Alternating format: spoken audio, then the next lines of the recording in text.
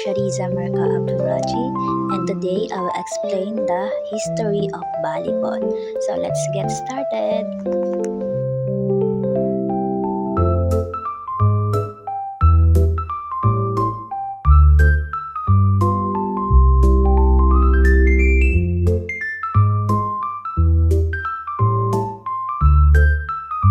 So he is William Morgan, the inventor of the volleyball. At first, Morgan called the game net, but people noticed how players keep volleying the ball over the net. So the name was changed to volleyball. In the early 90s, it was introduced in the Philippines by American teacher Eldwood Brown.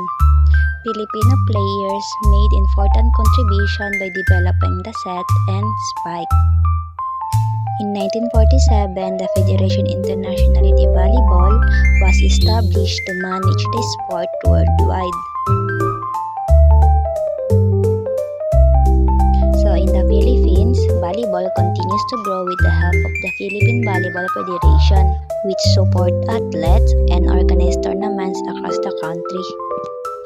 So from a simple game called Mentanet, volleyball has become a fast-paced global sport that brings people together through teamwork, skills, and sportsmanship.